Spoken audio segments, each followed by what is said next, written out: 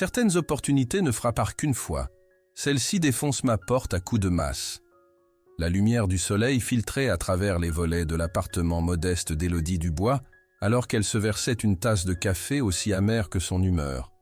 À 32 ans, elle se noyait dans les dettes étudiantes, travaillait à 2 emplois et arrivait à peine à payer son loyer dans le 11e arrondissement de Paris, de plus en plus cher.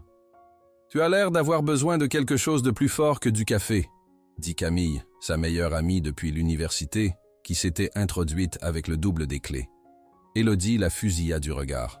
« Ce dont j'ai besoin, c'est d'un miracle, ou d'un billet de loto gagnant. » Le sourire de Camille s'élargit, tandis qu'elle s'installait sur un tabouret de bar. « J'ai peut-être quelque chose de mieux. Mieux que la liberté financière. Je t'en prie, éclaire-moi, » dit Élodie, ne cachant pas son scepticisme. Camille se pencha, sa voix tombant à un chuchotement conspirationniste. « Et si je te disais qu'il y a un millionnaire, non, pardon, un milliardaire, qui cherche de la compagnie, et qu'il est prêt à payer généreusement pour cela ?» Élodie faillit s'étrangler avec son café. « Tu es sérieusement en train de suggérer ce que je pense que tu suggères. Écoute, ce n'est pas ce que tu crois, » dit Camille, bien que son sourire espiègle suggère le contraire. Alexandre Moreau, ce génie de la tech qui a créé cette application de rencontre dont tout le monde est obsédé, il a apparemment des méthodes inhabituelles pour trouver de la compagnie. Inhabituelles dans le sens illégal? Élodie haussa un sourcil. Non. Enfin, pas exactement. Camille sortit son téléphone et montra à Élodie une page de réseau social privé. Il a ce réseau exclusif où il rencontre des femmes, professionnellement, pour dîner. Dîner étant un euphémisme, j'imagine? Élodie repoussa le téléphone. Je suis désespéré, mais pas à ce point. L'expression de Camille devint soudain sérieuse. Élodie, c'est une soirée, une conversation. Il paie 5 000 € juste pour qu'on se présente. Le chiffre frappa Élodie comme une force physique. 5 000 € couvriraient son loyer pendant 3 mois. C'est dingue, murmura Élodie, mais sa résolution se fissurait déjà. Il y a plus, dit Camille, contenant à peine son excitation. J'ai peut-être déjà soumis ton profil. Tu as fait quoi? Élodie claqua sa tasse, le café éclaboussant le plan de travail. Et il t'a choisi, parmi des centaines de candidates. Élodie dévisagea son amie avec incrédulité.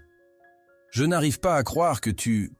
Le rendez-vous, c'est ce soir, l'interrompit Camille. Au Meurice, 22 h. Elle tendit à Élodie une petite enveloppe. Clé de chambre, tout est arrangé. Je n'y vais pas, dit Élodie fermement, bien qu'elle ne repousse pas l'enveloppe. Camille se leva, se dirigeant vers la porte. Si, tu y vas. Parce que tu sais ce qui est pire que rencontrer un beau milliardaire dans un hôtel de luxe? Passer l'année prochaine à manger des nouilles instantanées en évitant les appels de ton propriétaire. Après le départ de Camille, Élodie resta immobile, fixant l'enveloppe. La partie rationnelle de son cerveau criait au danger. La partie d'elle qui était fatiguée de lutter voyait une opportunité. À 21h30 ce soir-là, elle se retrouva dans un taxi en direction de l'hôtel, portant sa seule robe noire décente, son cœur battant contre ses côtes comme s'il voulait s'échapper. Ce n'est qu'une conversation, se chuchota-t-elle à elle-même, alors que l'ascenseur montait vers la suite pentouse. Je peux partir à tout moment. Quand les portes s'ouvrirent directement dans la suite, Élodie se figea. L'espace baignait dans un éclairage tamisé, avec des baies vitrées du sol au plafond, offrant une vue sur Paris scintillant. Une seule rose rouge reposait sur une table d'appoint antique, à côté de la carte-clé. « Allô » appela-t-elle, sa voix embarrassamment tremblante. Pas de réponse. Elle s'aventura plus loin dans la suite, dépassant un salon plus grand que tout son appartement. En tournant au coin, elle entendit le bruit de l'eau qui coulait. Et puis il apparut. Alexandre Moreau émergea de ce qui devait être la salle de bain, une serviette dangereusement basse sur ses hanches, des gouttelettes d'eau collant encore à son torse sculpté. Ses cheveux noirs étaient humides, sa mâchoire ombrée de juste ce qu'il fallait de barbe de 3 jours. Il ressemblait exactement à ses photos, mais en plus intense, plus présent. « Vous devez être Élodie », dit-il, sa voix profonde et assurée. Je m'excuse pour cette tenue. Vous êtes en avance. Élodie sentit ses joues brûler. En fait, je suis pile à l'heure. Un sourire joua au coin de sa bouche. Alors je dois être en retard. Une occurrence rare. Il ne fit aucun geste pour se couvrir, se dirigeant plutôt avec désinvolture vers un bar roulant. Un verre? Non, merci, dit Élodie, retrouvant sa voix. En fait, je pense que j'ai fait une erreur. Je ne devrais pas être ici. Elle se tourna pour partir, mais la voix d'Alexandre l'arrêta. Vous n'êtes pas ce à quoi je m'attendais. Élodie se retourna. À quoi vous attendiez-vous? À quelqu'un qui veut quelque chose de moi, de l'argent, des relations, du statut. Il l'étudia avec une intensité troublante. Mais vous êtes effrayé, pas de moi je pense, mais de ce que vous pourriez faire. Vous ne me connaissez pas, dit Élodie, la main sur la poignée de la porte. Mais j'aimerais vous connaître. Il s'approcha, et elle put sentir son cologne coûteux. Restez. Juste pour dîner. Si vous êtes encore mal à l'aise après cela, vous pouvez partir avec le paiement complet et mes excuses. La logique disait à Élodie de fuir, mais autre chose, la curiosité, le désespoir, ou peut-être l'attraction magnétique de sa présence, la fit hésiter. Juste dîner, dit-elle fermement. Son sourire fut lent, confiant, comme s'il avait su depuis le début qu'elle ne partirait pas. Juste dîner, pour l'instant. Et dans ce moment, alors que leurs regards se croisaient à travers la luxueuse suite Pentouse, Élodie Dubois eut la nette impression qu'elle venait de conclure un marché avec un diable qui savait exactement ce qu'il faisait. La chimie n'est pas quelque chose qu'on peut feindre, soit elle s'enflamme, soit elle ne le fait pas. La nôtre était sur le point de brûler tout l'hôtel. Juste dîner s'avéra être un chef-d'œuvre d'euphémisme.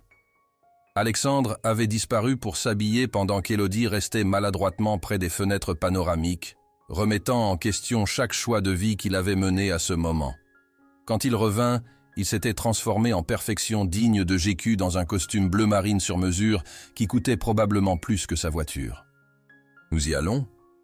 Il fit un geste vers la salle à manger où, à la surprise d'Élodie, une table élégante pour deux avait été dressée avec de la porcelaine fine et de l'argenterie. « Vous êtes vraiment sérieux à propos du dîner ?» dit-elle, incapable de cacher son soulagement.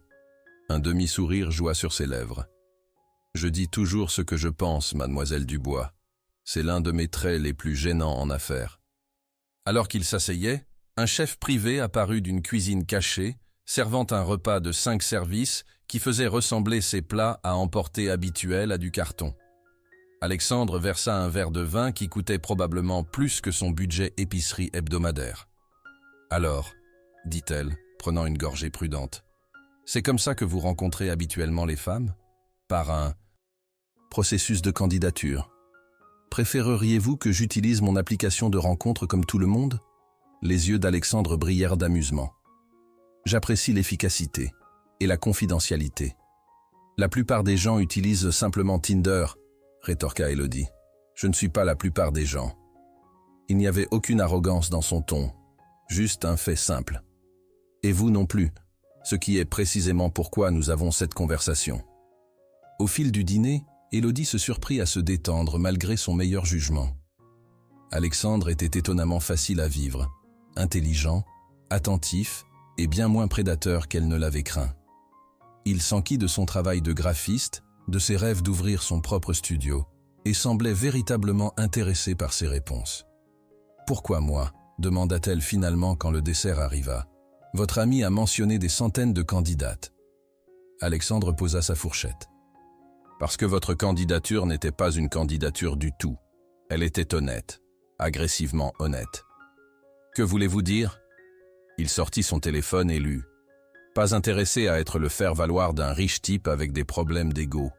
Mais si vous êtes vraiment humain sous tout cet argent et voulez une vraie conversation, je peux libérer une soirée. PS. Ce n'était pas mon idée. » Élodie faillit s'étouffer avec sa crème brûlée. « Je n'ai pas écrit ça. Ça devait être Camille. » « Je m'en doutais, » rit Alexandre. « Mais ça a attiré mon attention. Savez-vous à quel point l'authenticité est rare dans mon monde, Élodie ? La façon dont il dit son nom lui envoya un frisson inattendu. « J'imagine que c'est aussi rare que les dîners à 5000 € dans le mien, » répliqua-t-elle. Son expression changea, une ombre traversant ses traits. « C'est ce que vous pensez que c'est? Une transaction? N'est-ce pas ?» Élodie le défia. « Vous me payez pour être ici. »« J'ai offert une compensation pour votre temps, » corrigea Alexandre. « Pas pour autre chose. Il y a une distinction. Une distinction pratique. » La tension dans la pièce changea, chargée de quelque chose de dangereux. « Qu'est-ce que vous pensez exactement que je veux de vous ?» demanda-t-il, sa voix baissant. Élodie soutint son regard. « Je pense que vous avez l'habitude d'acheter tout ce que vous voulez. Et en ce moment, pour quelque raison que ce soit, vous avez décidé que vous me vouliez. » Alexandre se pencha en avant, assez près pour qu'elle puisse voir des paillettes dorées dans ses yeux verts. « Vous avez en partie raison. Je vous veux. Mais vous n'êtes pas quelque chose que je peux acheter, Élodie Dubois. Vous êtes quelqu'un que je devrais mériter. » L'air entre eux crépitait d'électricité. Toutes les raisons rationnelles pour lesquelles elle ne devrait pas être attirée par lui, l'argent, l'arrangement, l'audace de tout cela, semblaient se dissoudre sous la chaleur de son regard. « Je devrais partir, » chuchota-t-elle, bien qu'elle ne fit aucun geste pour se lever. « Oui, vous devriez probablement. » Il ne bougea pas non plus. Au lieu de cela, Alexandre tendit lentement la main à travers la table, ses doigts effleurant les siens. Juste ce simple contact envoya des étincelles remontant le long de son bras. « C'est fou, » murmura Élodie. « Complètement, » convint-il. Elle retira sa main, se levant brusquement. « Merci pour le dîner, je vais partir. » Alexandre se leva avec une grâce désinvolte. « Bien sûr, votre paiement. Gardez-le, » dit-elle, soudain en colère du rappel. « Je ne suis pas à vendre. » Son expression s'assombrit alors qu'il s'approchait d'elle. Ce n'était pas de cela qu'il s'agissait. Alors de quoi s'agissait-il? Elle recula jusqu'à sentir le verre frais de la fenêtre derrière elle. De trouver quelqu'un de vrai dans un monde de prétendants. Il était proche maintenant, trop proche. « Vous trouvez. Vous ne me connaissez même pas, » insista-t-elle, son cœur battant la chamade. « J'apprends, » dit-il doucement.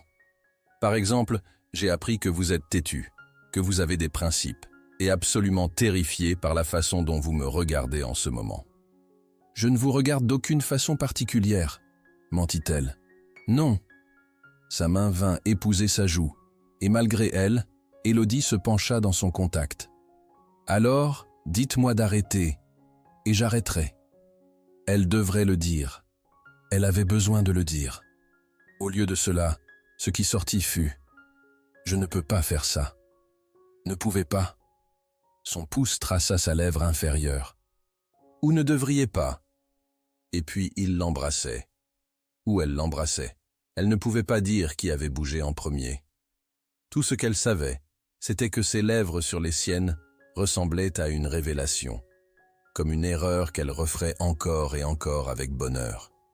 Ses bras l'encerclèrent à la taille, l'attirant contre lui alors que le baiser s'approfondissait en quelque chose d'affamé et désespéré. Quand ils se séparèrent enfin, tous deux respirant difficilement, Élodie pressa ses mains contre son torse pour créer de la distance. « Cela ne peut pas arriver, » dit-elle, sa voix tremblante. « Quoi que ce soit. » Alexandre n'essaya pas de combler l'écart entre eux, mais ses yeux restèrent fixés sur les siens. « C'est déjà en train d'arriver, Élodie. La question est de savoir si vous êtes assez courageuse pour le laisser faire. » L'accusation piqua parce qu'elle touchait trop près de la vérité. Elle avait passé des années à jouer la sécurité, évitant les risques, se contentant de « assez bien » au lieu de tendre la main vers ce qu'elle voulait vraiment. « Je devrais partir », répéta-t-elle, plus fermement cette fois. Alexandre recula, lui donnant de l'espace. « L'enveloppe sur la table d'appoint contient ce que j'ai promis. Prenez-la.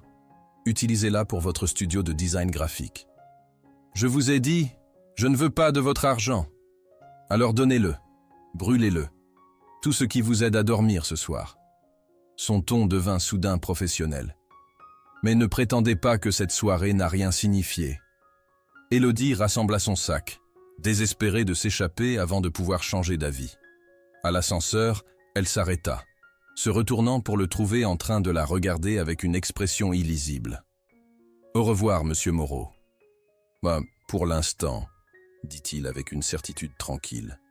Mais nous savons tous les deux que ce n'est pas fini. Alors que les portes de l'ascenseur se fermaient entre eux, Élodie laissa échapper un souffle tremblant, touchant ses doigts à ses lèvres encore picotantes. Elle était venue ici en s'attendant à une proposition malhonnête d'un playboy riche. Au lieu de cela, elle avait trouvé quelque chose de bien plus dangereux, une connexion qu'elle ne pouvait expliquer et n'était pas sûre de pouvoir résister. L'enveloppe resta intacte dans son sac tout le chemin du retour, un rappel tangible d'une ligne qu'elle avait juré ne jamais franchir. Pourtant, alors qu'elle restait éveillée cette nuit-là, ce n'était pas l'argent qui la tenait en éveil. C'était le souvenir du baiser d'Alexandre Moreau et la certitude troublante qu'il avait raison. Ce n'était pas fini. Cela venait à peine de commencer. On dit qu'il ne faut jamais mélanger affaires et plaisirs. Mais que se passe-t-il quand le plaisir devient votre seule affaire? 3 jours. 3 jours où Élodie Dubois fixait son téléphone, le suppliant de ne pas sonner tout en le vérifiant toutes les 5 minutes. 3 jours à sursauter chaque fois que sa sonnette retentissait, pour découvrir seulement des colis de livraison ou sa voisine demandant à emprunter du sucre. 3 jours à se dire qu'elle était soulagée qu'Alexandre Moreau ait apparemment pris son au revoir au pied de la lettre. 3 jours à se mentir. « Tu as l'air d'être en enfer », commenta Camille joyeusement, s'installant sur la chaise en face d'Élodie dans leur café habituel. « Des regrets ?»« Aucun », mentit Élodie, remuant son latte avec une force inutile. « Je l'ai rencontré, nous avons dîné, je suis parti.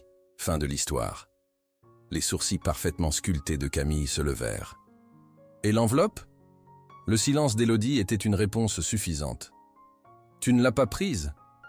Camille avait l'air vraiment choquée. « Tu es folle ?» C'était 5 000 €, Élodie. « C'était un paiement pour service », siffla Élodie, jetant un coup d'œil autour pour s'assurer que personne n'avait entendu. « Et puisqu'aucun service n'a été rendu, je ne l'ai pas pris. » « Le dîner est un service, » insista Camille. « Tu as fourni de la compagnie pour dîner. »« Pouvons-nous, s'il te plaît, arrêter de discuter de ça ?» plaida Élodie. « C'est fini. Je ne reverrai jamais Alexandre Moreau. » Son téléphone vibra sur la table. Numéro inconnu. Les yeux de Camille s'élargirent. 10 € que c'est Loverboy maintenant. « Arrête !» marmonna Élodie, mais sa main atteignait déjà le téléphone. L'aperçu du message fit stutrer son cœur. « Votre portfolio est impressionnant. Discutons d'une opportunité d'affaires. Demain, 19 h. Mon bureau. » Une adresse était jointe pour Moreau Innovation dans le quartier d'affaires de la Défense. « Alors ?» demanda Camille avec insistance. « C'est lui ? C'est un entretien d'embauche ?» dit Élodie lentement, son esprit s'emballant. « Je pense. » Camille attrapa le téléphone, lut le message et laissa échapper un sifflement bas. « Oh chérie, ce n'est pas un entretien d'embauche. C'est un booty call avec en tête. Il est PDG d'une entreprise tech. Il a probablement besoin de travail de design graphique, » raisonna Élodie, reprenant son téléphone. « C'est parfaitement professionnel. » « Rien chez cet homme n'est parfaitement professionnel quand il s'agit de toi, » rétorqua Camille. « Mais bon, son bureau pourrait avoir de meilleures caméras de sécurité qu'un hôtel, plus sûr pour quand tu lui sauteras inévitablement dessus. »« Je ne vais pas, lui, » commença Élodie, mais s'arrêta. « C'est une réunion d'affaires. Rien de plus. »« Continue à te dire ça, » sourit Camille. « Qu'est-ce que tu vas porter ?» Malgré ses protestations, Élodie passa la soirée suivante à essayer chaque tenue professionnelle qu'elle possédait, optant finalement pour une jupe crayon anthracite et un chemisier émeraude qui faisait ressortir le vert de ses yeux. Professionnel, mais pas ennuyeux. Confiant, mais pas provoquant. Du moins, c'est ce qu'elle se dit en prenant l'ascenseur jusqu'au dernier étage d'une tour de verre étincelante surplombant le quartier d'affaires. Moreau Innovation occupait tout l'étage, tout en ligne élégante et technologie de pointe. Une réceptionniste au sourire complice l'escorta devant des espaces de travail ouverts, où des programmeurs codaient encore, malgré l'heure tardive, à travers une série de salles de conférences aux parois de verre. et finalement jusqu'à une porte en bois massif, au bout d'un couloir silencieux.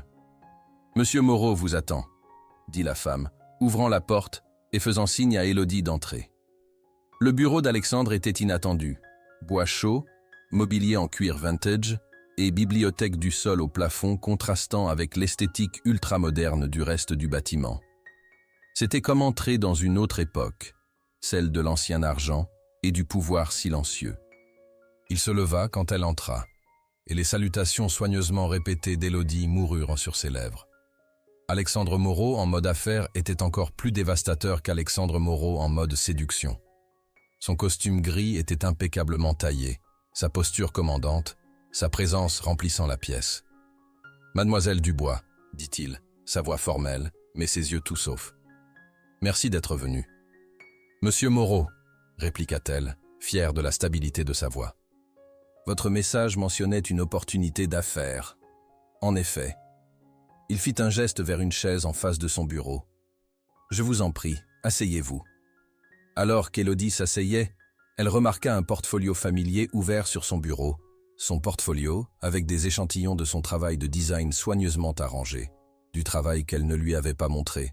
« Vous m'avez fait des recherches, » observa-t-elle, incertaine si elle devait être flattée ou alarmée.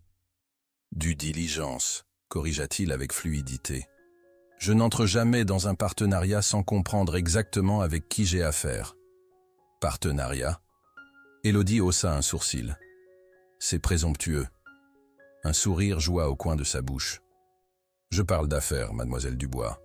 Pour l'instant. » Le « pour l'instant » flotta entre eux, chargé de possibilités. « Moreau Innovation lance une nouvelle application, » continua-t-il, redevenant entièrement professionnel. « Une plateforme pour les artistes indépendants pour présenter et vendre leur travail directement aux consommateurs sans la marge habituelle des galeries. Nous avons besoin d'une identité visuelle distinctive. » Il poussa un contrat à travers le bureau. 50 000 € pour le package de branding initial, avec la possibilité de plus de travail si nous sommes satisfaits des résultats. Élodie parcourut le document, ses yeux s'élargissant aux chiffres. Et c'était une offre légitime, et bien au-dessus du tarif du marché. « Pourquoi moi ?» demanda-t-elle directement. « Il y a des dizaines d'agences à Paris qui pourraient ingérer ça. J'ai vu leur travail. Il est dérivé, » dit Alexandre avec dédain. « Vos designs ont quelque chose qui leur manque. L'authenticité. » « Ce mot encore, » murmura Élodie. « Il compte pour moi. » Ses yeux tinrent les siens. « En affaires et ailleurs. » L'air entre eux sembla s'épaissir. Élodie se força à regarder de nouveau le contrat, essayant de se concentrer sur les mots plutôt que sur l'homme. « C'est très généreux, » dit-elle prudemment. « Mais je dois me demander s'il y a des attentes au-delà du périmètre de travail décrit ici. » Alexandre se pencha en arrière dans sa chaise, son expression illisible. « La seule attente est l'excellence, mademoiselle Dubois. Tout ce qui se passe d'autre entre nous est entièrement séparé de ce contrat. » « Vraiment ?» Élodie le défia. « Parce que de là où je suis assise, j'ai l'impression que vous essayez d'acheter ce que je n'ai pas voulu vendre l'autre soir. » Son expression s'assombrit. « Je ne paie pas pour la compagnie, mademoiselle Dubois. »« Non ? Alors c'était quoi cette enveloppe ? » ?»« Compensation pour votre temps, » dit-il, sa voix tendue, comme je l'ai expliqué. « Et ça ?» Elle tapota le contrat. « C'est aussi de la compensation pour mon temps. » Alexandre se leva brusquement, marchant vers la fenêtre. Pour un moment, il ne dit rien, fixant juste les lumières de la Défense. « Vous avez raison, » dit-il finalement, le dos toujours tourné. « C'était une erreur. Je m'excuse d'avoir gaspillé votre soirée. » La défaite soudaine dans sa voix prit Élodie au dépourvu. Elle s'était attendue à de la colère, de l'arrogance, même de la séduction, pas ce retrait silencieux. « Alexandre, » dit-elle, son nom se sentant intime sur ses lèvres. « Je ne voulais pas dire. »« Si, vous le vouliez, » l'interrompit-il, se tournant pour lui faire face. « Et vous aviez raison de questionner mes motifs. La vérité est que je voulais vous revoir. Mais le contrat est légitime. Votre travail est exceptionnel. » Quelque chose dans son admission honnête brisa les défenses d'Élodie. Elle se leva, se dirigeant vers lui presque involontairement. « Je veux vous voir aussi », admit-elle doucement. « C'est ce qui me fait peur. » Il fit un pas plus près, assez près pour qu'elle puisse sentir la chaleur irradiante de son corps. « Pourquoi cela vous fait-il peur ? Parce que les hommes comme vous ne finissent pas avec les femmes comme moi, sauf dans les contes de fées et les mauvais romans d'amour, dit-elle avec un sourire autodépréciatif. Dans la vraie vie, ça se termine avec moi blessé et vous passant au défi suivant. C'est ce que vous pensez être pour moi ? Un défi ? Sa main vint épouser sa joue, et malgré elle, Élodie se pencha dans son contact. Ne le suis-je pas ? Au lieu de répondre, Alexandre baissa sa tête, ses lèvres rencontrant les siennes dans un baiser qui commença doux, mais s'enflamma rapidement en quelque chose de plus désespéré. Les mains d'Élodie se crispèrent dans sa chemise, le tirant plus près alors qu'il la poussait contre son bureau, le contrat se froissant sous elle. « Dites-moi d'arrêter », murmura-t-il contre son cou. « Dites-moi que ce n'est pas ce que vous voulez. » La réponse d'Élodie fut de tendre la main entre eux et de desserrer sa cravate, ses doigts tâtonnant avec la soie coûteuse. « Je ne sais pas mentir si bien. » Avec un gémissement, Alexandre la souleva sur le bureau, envoyant papier et stylo s'éparpiller au sol. Ses mains glissèrent le long de ses cuisses, poussant sa jupe plus haut alors qu'Élodie enroulait ses jambes autour de sa taille. « C'est fou !» halta-t-elle alors que ses lèvres tracèrent du feu le long de sa gorge. « Complètement », convint-il, sa voix rauque de désir. « Voulez-vous arrêter ?» Élodie leva les yeux dans ses yeux, voyant au-delà du PDG puissant l'homme en dessous, un homme qui, malgré toute sa richesse et ses privilèges, semblait aussi perdu dans ce moment qu'elle. « Non », chuchota-t-elle, « je ne veux pas arrêter. » Ce qui suivit était différent de tout ce qu'Élodie avait jamais vécu, urgent mais tendre, passionné mais étrangement émotionnel. Ils bougeaient ensemble avec une synchronicité qui semblait impossible pour deux personnes qui se connaissaient à peine, comme si leur corps reconnaissait quelque chose que leurs esprits étaient encore en train de comprendre. Plus tard, alors qu'ils gisaient entrelacés sur le canapé en cuir de l'autre côté de la pièce, la tête d'Élodie reposant sur la poitrine d'Alexandre, la réalité commença à s'infiltrer. « Alors, dit-elle, traçant des motifs sur sa peau, à propos de ce contrat. » Le rire d'Alexandre résonna sous son oreille. « Toujours intéressé ? » « Par le travail, oui, dit-elle, levant la tête pour le regarder.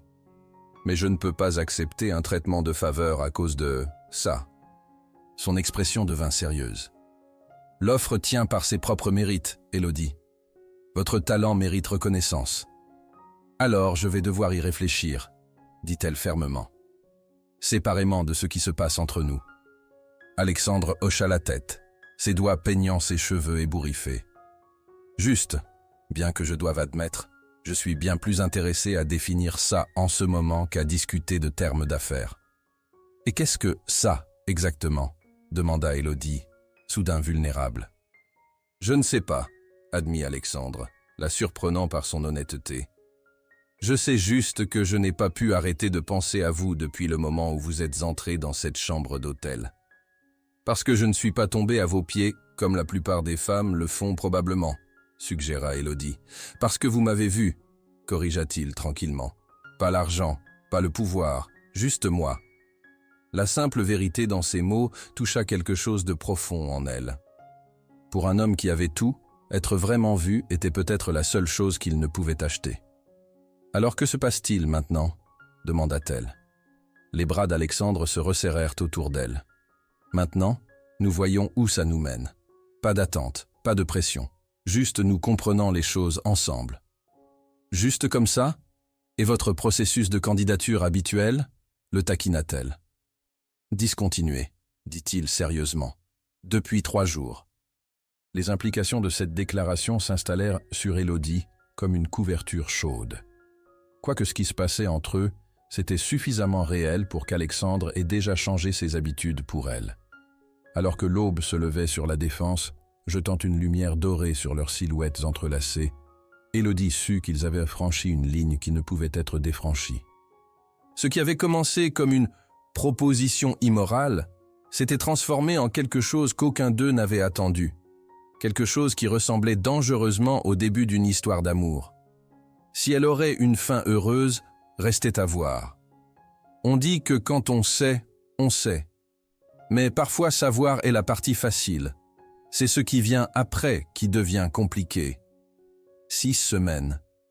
6 semaines de dîners clandestins dans des joyaux cachés autour de Paris. 6 semaines de conversations nocturnes qui s'étiraient jusqu'à l'aube. 6 semaines de rencontres passionnées dans le penthouse d'Alexandre, l'appartement modeste d'Élodie, et une fois, mémorablement, sur son yacht privé, pendant une navigation de minuit sur la Seine. 6 semaines de chute, contre toute attente et meilleur jugement, complètement amoureuse. « Je n'arrive toujours pas à croire que c'est ma vie », murmura Élodie, nichée contre la poitrine d'Alexandre, alors qu'ils regardèrent le soleil se lever depuis les baies vitrées de son hôtel particulier dans le 7e arrondissement. « Vous avez des secondes pensées » demanda-t-il, ses doigts traçant des motifs paresseux sur son épaule nue. « Seulement sur le fait que j'ai perdu la raison », admit-elle avec un sourire. « Il y a 6 semaines, je survivais aux pâtes et au café. Maintenant, je dessine une application qui pourrait révolutionner le monde de l'art et je couche avec le célibataire le plus convoité de Paris. Je préfère le PDG le plus épris de Paris, corrigea Alexandre, pressant un baiser sur sa tempe. Les jours de célibataire convoité sont fermement derrière moi. La certitude désinvolte dans sa voix envoya un flûter dans la poitrine d'Élodie. Il n'avait pas mis d'étiquette sur ce qu'il faisait, n'avait pas discuté d'exclusivité ou d'avenir. Ils avaient été trop occupés à vivre dans leur bulle privée, fermant le reste du monde et ses attentes. Mais la réalité avait une façon de s'immiscer, même dans la fantaisie la plus parfaite. « Je devrais y aller », soupira Élodie, s'extrayant à contre-cœur de son étreinte. « J'ai un rendez-vous client à 10 heures. »« Annulé », suggéra Alexandre, la ramenant dans ses bras. « Je possède la journée. Je vous écrirai un mot. » Élodie rit, tapotant sa poitrine. « Ce n'est pas comme ça que le freelance fonctionne, monsieur milliardaire. Certains d'entre nous ont encore besoin de gagner leur vie. »« Vous pourriez travailler exclusivement pour Moreau Innovation ?» dit-il, son ton soudain sérieux. « Le lancement de l'application n'est que le début. Nous avons des douzaines de projets qui pourraient utiliser votre œil. » Élodie se tendit. Ils avaient eu cette conversation avant. « Alexandre, nous en avons parlé. Je ne deviens pas votre designer interne. Ce serait pratique, persista-t-il. Vous êtes au bureau la moitié du temps de toute façon. En tant que contractuel, souligna-t-elle. Avec mes propres clients, mon propre horaire, ma propre identité séparée de vous et votre entreprise. Alexandre s'assit, passant une main dans ses cheveux ébouriffés. C'est de ça qu'il s'agit ? Vous pensez que travailler pour moi diminuerait en quelque sorte votre identité ? Non, dit Élodie prudemment. Je pense que dépendre de vous financièrement changerait notre relation de façon qu'aucun de nous ne veut. Une ombre traversa son visage. Vous ne faites toujours pas confiance à mes motifs. Ce n'est pas juste, protesta Élodie, atteignant ses vêtements éparpillés. Il ne s'agit pas de confiance. Il s'agit d'indépendance. L'indépendance vaut-elle vraiment la lutte ? Demanda Alexandre, la regardant s'habiller avec un froncement. Vous travaillez 16 heures par jour entre mon projet et vos autres clients. Ça vaut le coup pour moi, dit-elle fermement, boutonnant son chemisier avec des doigts qui se sentaient soudain maladroits. Ma carrière est importante. Plus importante que nous ? La question flotta dans l'air entre eux, chargée de peur non exprimée. Ce n'est pas ce que j'ai dit, répliqua Élodie, blessée s'insinuant dans sa voix. Pourquoi vous poussez ça aujourd'hui ? Alexandre se leva, enfilant son pantalon avec des mouvements nets et efficaces. Parce que je veux plus, Élodie. Plus que des nuits volées et des rendez-vous secrets. Plus qu'être votre client avec bénéfice. C'est ce que vous pensez que c'est. La voix d'Élodie se leva d'incrédulité. Qu'est-ce que je suis supposé penser ? Contra Alexandre. Vous gardez notre relation complètement séparée du reste de votre vie. Vos amis ne m'ont pas rencontré. Vous ne me laissez pas vous emmener à des événements publics. Vous ne laisserez même pas une brosse à dents ici. L'accusation piqua parce qu'elle contenait un noyau de vérité. Élodie avait été prudente, gardant Alexandre dans un coin soigneusement compartimenté de sa vie. J'essaie de me protéger. admit-elle tranquillement. Ça ne se sent toujours pas réel. L'expression d'Alexandre s'adoucit alors qu'il traversait la pièce vers elle. Alors laissez-moi le rendre réel. Avant qu'Élodie puisse répondre, il prit sa main et la mena à son dressing, une pièce plus grande que toute sa chambre. D'un coffre-fort caché, il sortit une petite boîte de velours. Le cœur d'Élodie s'arrêta. « Alexandre, qu'est-ce que vous faites ?» Quelque chose d'impulsif, d'irrationnel, et absolument nécessaire, dit-il, un sourire jouant au coin de sa bouche.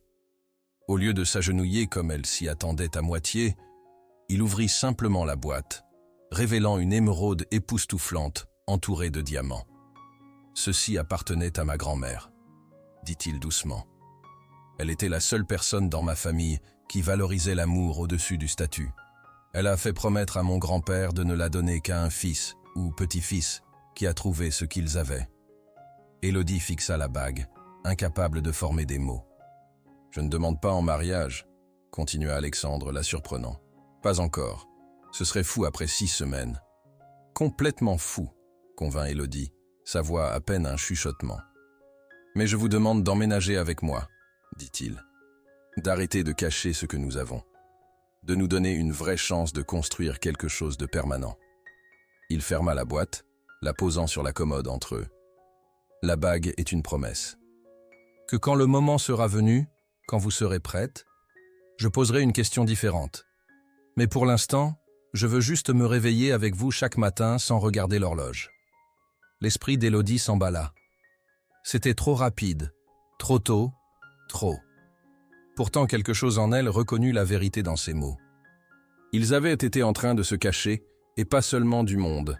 Elle avait été en train de se cacher de l'intensité de ses propres sentiments, effrayée de faire confiance que quelque chose qui avait commencé si non conventionnellement pouvait être réel. « Dites quelque chose », pressa Alexandre, une vulnérabilité inhabituelle dans ses yeux. « Même si c'est non. »« Ce n'est pas non, » dit Élodie prudemment. « Mais ce n'est pas oui non plus. Pas encore. » La déception traversa son visage, rapidement masqué. « J'ai besoin de temps, » continua-t-elle, prenant ses mains dans les siennes. « Tout ça arrive si vite, Alexandre. Il y a 6 semaines, vous étiez un étranger m'offrant de l'argent pour dîner avec vous. Et maintenant ? Maintenant, vous êtes l'homme dont je tombe amoureuse, » admit Élodie, les mots s'échappant avant qu'elle puisse les arrêter. « Et ça me terrifie. » Les yeux d'Alexandre s'assombrirent à sa confession. « Pourquoi m'aimer vous fait-il peur ? Parce que je n'ai jamais eu besoin de quelqu'un de la façon dont je commence à avoir besoin de vous, » dit-elle honnêtement. « Et la dernière fois que je me suis laissé avoir besoin de quelqu'un, ils sont partis. » La compréhension apparut sur le visage d'Alexandre. « Votre père. » Élodie hocha la tête. Elle lui avait parlé de son enfance, du père qui avait abandonné elle et sa mère quand Élodie avait 12 ans, les laissant lutter pendant qu'ils commençaient une nouvelle famille. « Je ne suis pas lui, » dit Alexandre fermement. « Je sais ça, » répliqua Élodie.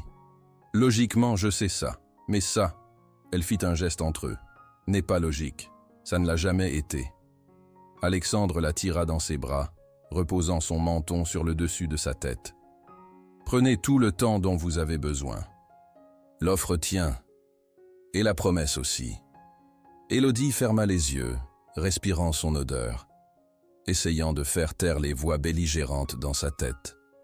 L'une criait la prudence, lui rappelant chaque cœur brisé et déception. L'autre chuchotait que certaines chances valèrent la peine d'être prises, que l'amour, le vrai amour, ne suivait pas d'horaire ou protocole. « 1 mois, » dit-elle finalement. « Donnez-moi 1 mois pour terminer quelques projets clients et m'habituer à l'idée. » Alexandre recula pour la regarder, l'espoir éclairant ses yeux.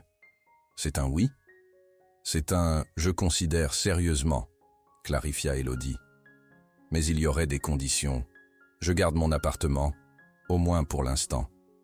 Je maintiens ma base de clients séparés, et pas d'annonce publique jusqu'à ce qu'on comprenne comment naviguer votre profil. » Le soulagement d'Alexandre était palpable. « Autre chose ? Salle de bain séparée ? Un accord légalement contraignant sur qui contrôle la télécommande ?» Son taquinage brisa la tension, et Élodie se retrouva à rire. « Ne me tentez pas. J'ai des sentiments très forts sur la télé-réalité. Dûment noté, dit-il, pressant un baiser tendre sur son front. 1 mois. Pas de pression. Mais je me réserve le droit de m'engager dans une persuasion subtile. Définissez subtil, dit Élodie avec suspicion. Le sourire d'Alexandre devint méchant. Laissez-moi démontrer. Ce qui suivit n'était rien moins que subtil, et Élodie était très en retard à son rendez-vous client. 2 semaines plus tard, Élodie était assise en face de Camille dans leur café habituel, se préparant à l'explosion inévitable. « Tu as été quoi ?» Le cri de Camille fit que plusieurs clients voisins se retournent et regardent. « Baisse ta voix !» siffla Élodie. « Ce n'est pas si grave que ça. »« Pas si grave que ça ?» répéta Camille avec incrédulité. « Tu as secrètement fréquenté Alexandre Moreau, le dieu tech milliardaire Alexandre Moreau, pendant presque 2 mois, et tu me le dis seulement maintenant? C'est moi qui vous ai présenté. »« Techniquement, tu m'as prostitué, » corrigea Élodie sèchement. « Et oui, j'ai gardé ça privé pendant qu'on comprend les choses. » Camille se pencha en avant, baissant sa voix à un chuchotement théâtral dramatique. « Et avez-vous compris les choses ?» Élodie hésita. « Il m'a demandé d'emménager avec lui. »« Putain de merde !» souffla Camille. « Qu'est-ce que tu as dit ?»« Que j'avais besoin de temps. »« Du temps ?» Camille la regarda comme si elle avait poussé une 2e tête. L'homme est magnifique, brillant et plus riche que Dieu. De quoi y a-t-il à réfléchir? Élodie soupira. C'était exactement pourquoi elle n'avait pas dit à Camille plus tôt. C'est compliqué. Ça ne l'est vraiment pas, insista Camille. Garçon rencontre fille, garçon aime fille, garçon offre à fille les clés de son royaume. Fille dit merci et commence à faire ses bagages. Il ne s'agit pas de son argent, dit Élodie vivement. L'expression de Camille s'adoucit. Je sais ça. Tu n'as jamais eu souci de l'argent. Mais ma chérie, tu l'aimes? La question, si simplement posée, trancha à travers toutes les pensées entremêlées d'Élodie. Oui, admit-elle. Je l'aime. Alors de quoi as-tu peur? Avant qu'Élodie puisse répondre, son téléphone vibra. Un texte d'Alexandre. Urgence au bureau. J'ai besoin de vous. Maintenant. L'alarme la traversa. Dans tout leur temps ensemble, Alexandre n'avait jamais été si brusque. « Je dois y aller, » dit-elle, rassemblant ses affaires à la hâte. Quelque chose ne va pas. Camille haussa un sourcil. Le petit ami appelle. « Et tu accours ?»« Ce n'est pas comme ça, » protesta Élodie. Il ne demanderait pas si ce n'était pas important. 20 minutes plus tard, Élodie se précipita à travers les portes de Moreau Innovation, contournant la sécurité avec le badge qu'Alexandre lui avait donné pour la commodité. La réceptionniste la fit passer avec un sourire complice qu'Élodie était trop préoccupée pour analyser. Quand elle atteignit le bureau d'Alexandre, la porte était fermée, inhabituelle à cette heure de la journée. Elle frappa une fois et entra sans attendre de réponse.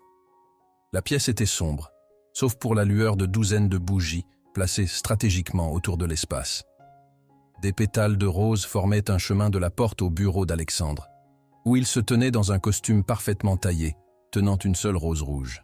« Quelle est l'urgence » demanda Élodie, la confusion remplaçant sa panique. « Nous » dit Alexandre simplement. Je ne pouvais pas attendre encore 2 semaines.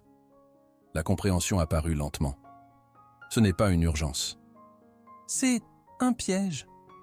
Je préfère appeler ça une accélération stratégique de notre chronologie, répliqua Alexandre, ses lèvres se courbant dans ce demi-sourire qu'elle avait appris à aimer.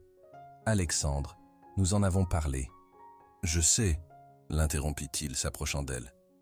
Et j'étais préparé à vous donner tout le temps dont vous aviez besoin. Mais j'ai eu une révélation. Une révélation, répéta Élodie avec scepticisme. Oui. Il prit ses mains dans les siennes. J'ai réalisé que j'ai passé toute ma vie à planifier, analyser, calculer les risques. Et le plus heureux que j'ai jamais été, c'est ces 2 derniers mois avec vous. La seule chose dans ma vie que je n'ai pas planifiée. Le cœur d'Élodie bégaya alors qu'Alexandre atteignait sa poche et sortit la bague émeraude qu'elle avait vue 2 semaines plus tôt. Je sais que j'ai dit que je ne ferais pas ça encore, continua-t-il, sa voix inhabituellement nerveuse. Mais certaines choses ne devraient pas attendre. Certaines choses, certaines personnes entrent dans votre vie et changent tout ce que vous pensiez savoir sur vous-même, sur ce qui compte. À la stupéfaction d'Élodie, Alexandre s'agenouilla, tenant toujours ses mains. « J'avais tout un discours préparé », admit-il avec un sourire autodépréciatif, avec des points de balle et des contingences pour chaque réponse possible. Mais rien de cela n'a d'importance maintenant. Il la regarda, toute sa confiance habituelle remplacée par une vulnérabilité brute. « Je vous aime, Élodie Dubois. Complètement, irrationnellement et avec une certitude absolue. Voulez-vous m'épouser ?» Le monde d'Élodie se rétrécit à ce moment. Cet homme, ce choix impossible. Tout arrivait trop vite, défiant toute logique et prudence. Pourtant, alors qu'elle regardait dans les yeux d'Alexandre, elle réalisa que parfois, la logique était surévaluée. Parfois, le cœur savait ce que l'esprit ne pouvait pas encore comprendre. « C'est fou », chuchota-t-elle, les larmes remplissant ses yeux. « Nous nous connaissons à peine. Je sais tout ce que j'ai besoin de savoir, » contra Alexandre. « Je sais que vous chantez sous la douche, mais seulement quand vous pensez que je ne peux pas entendre. Je sais que vous pleurez aux publicités avec des chiots. Je sais que vous êtes la personne la plus forte, la plus talentueuse, la plus authentique que j'ai jamais rencontrée. » Il serra ses mains doucement. « Nous pouvons avoir de longues fiançailles. Nous pouvons vivre séparément si vous voulez. Nous pouvons faire ça comme ça vous met à l'aise. Dites juste que vous serez mienne et je serai vôtre, et nous comprendrons le reste ensemble. » Le monde sembla retenir son souffle, alors qu'Élodie se tenait au carrefour de la prudence et du courage. Dans son esprit, elle pouvait entendre chaque argument logique contre cette folie. Mais dans son cœur, elle n'entendit qu'une vérité, que parfois, une fois dans une très grande période, quelque chose qui commence comme une erreur peut finir par être la meilleure décision que vous ayez jamais prise. « Oui », dit-elle, sa voix plus forte qu'elle ne s'y attendait. « Oui, je vous épouserai. » Le visage d'Alexandre se transforma de joie alors qu'il glissait la bague à son doigt. Elle allait parfaitement, l'émeraude attrapant la lumière des bougies alors qu'il se levait et la tirait dans ses bras. « Je promets que vous ne le regretterez pas, » murmura-t-il contre ses cheveux. « Je vous en tiens responsable, » répliqua Élodie, riant à travers ses larmes. « Parce que je viens juste d'accepter d'épouser un homme que j'ai rencontré il y a 2 mois dans une chambre d'hôtel dans des circonstances extrêmement questionnables. Ma mère va avoir une crise cardiaque. » Alexandre rit, la soulevant de ses pieds et la faisant tourner. « Nous inventerons une meilleure histoire pour les petits-enfants. » Alors que ses lèvres rencontrèrent les siennes dans un baiser qui se sentait comme une promesse, Élodie fit taire la dernière voix dubitative dans sa tête. Ce n'était pas comme elle avait imaginé trouver l'amour. Ce n'était pas sûr ou censé ou selon le plan. C'était mieux. On dit que toute publicité est bonne publicité. Celui qui a dit ça n'a jamais vu ses fiançailles annoncées sur TMZ. Élodie fixait son téléphone avec horreur, alors que les notifications affluaient, textes, appels, emails et alertes de médias sociaux, tous répondant à un titre qu'elle n'avait jamais pensé voir. Le milliardaire tech Alexandre Moreau épouse une designer inconnue, conte de fées ou fusion d'affaires. L'article en dessous était pire, présentant une photo granuleuse d'eux quittant le bureau d'Alexandre le soir de sa demande. Sa nouvelle bague émeraude clairement visible. L'article spéculait sur leur connexion professionnelle pratique, notant que Moreau Innovation avait récemment engagé les services de design d'Élodie. L'implication était claire. Elle était soit une chercheuse d'or, soit une acquisition stratégique d'affaires. « Éteignez ça », dit Alexandre fermement, prenant le téléphone de ses mains et le mettant de côté.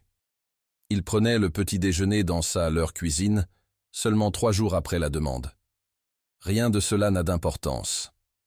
Ça a de l'importance quand ma mère appelle à 6 heures du matin pour demander pourquoi elle a dû apprendre mes fiançailles par sa coiffeuse, rétorqua Élodie, repoussant son toast intact. Ou quand mes clients commencent à appeler pour demander si je prends encore du travail maintenant que j'ai épousé dans l'argent. Alexandre grimaça. J'aurais dû anticiper ça. Je suis désolé. Comment ont-ils même découvert ? Demanda Élodie, passant ses mains dans ses cheveux avec frustration. Mon assistante pense que quelqu'un au bureau l'a divulgué, admit Alexandre. Je n'ai pas exactement gardé la demande privée. Vous voulez dire que les pétales de rose et les bougies dans votre bureau aux parois de verre n'étaient pas assez subtils? Malgré sa détresse, Élodie ne put s'empêcher d'un petit sourire au souvenir. Alexandre tendit la main à travers la table, prenant sa main. Nous savions que ça arriverait éventuellement. Mon business fait des nouvelles. Je savais qu'il y aurait de l'attention, corrigea Élodie. Je ne m'attendais pas à un assassinat de caractère avant d'avoir même choisi une date de mariage. La sonnette retentit, interrompant leur conversation.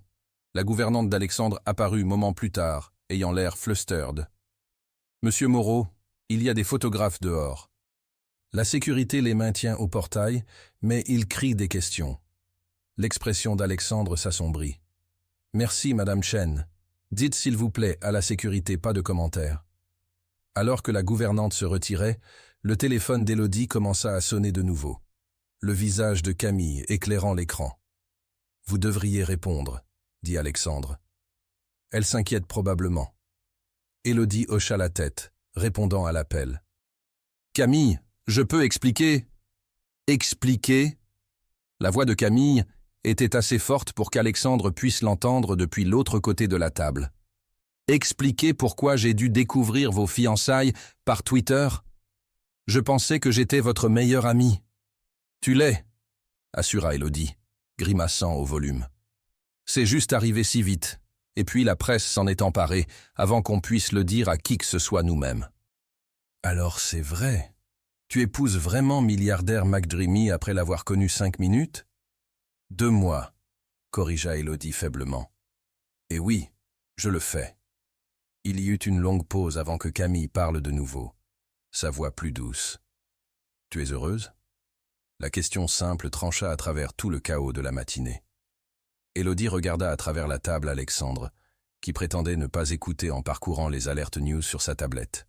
« Oui, » dit Élodie avec certitude. « Plus heureuse que je ne l'ai jamais été. » « Alors je t'aiderai à cacher les corps de ces chroniqueurs de potins, » déclara Camille loyalement. « Mais j'attends des privilèges complets de demoiselle d'honneur et une robe de demoiselle d'honneur obscènement chère. » Élodie rit, la tension s'élevant de ses épaules. « Marcher. Peux-tu venir plus tard? Nous sommes apparemment sous siège. Texte-moi l'adresse. J'apporterai du vin et des renforts. » Après avoir terminé l'appel, Élodie trouva Alexandre la regardant avec une expression tendre. « Quoi ?» demanda-t-elle. « Tu as dit que tu es plus heureuse que tu ne l'as jamais été, » répliqua-t-il. « Même avec tout ça ?» Il fit un geste vers la fenêtre, où des paparazzis pouvaient être vus au portail distant. « Même avec tout ça, » confirma Élodie, se déplaçant autour de la table pour glisser sur ses genoux. « Bien que je me réserve le droit de changer ma réponse s'ils commencent à fouiller dans nos poubelles. » Alexandre enroula ses bras autour de sa taille, la tirant près. « Je peux engager plus de sécurité, ou nous pourrions partir, aller à ma place aux Maldives jusqu'à ce que ça se calme. » Élodie secoua la tête. « Je ne fuis pas. J'ai des clients, des délais. En plus, se cacher ferait juste que ça ressemble à ce qu'on a quelque chose dont on a honte. » La fierté scintilla dans les yeux d'Alexandre. « Ai-je mentionné dernièrement que je t'aime? Pas dans la dernière heure. » Taquina Élodie, se penchant pour l'embrasser.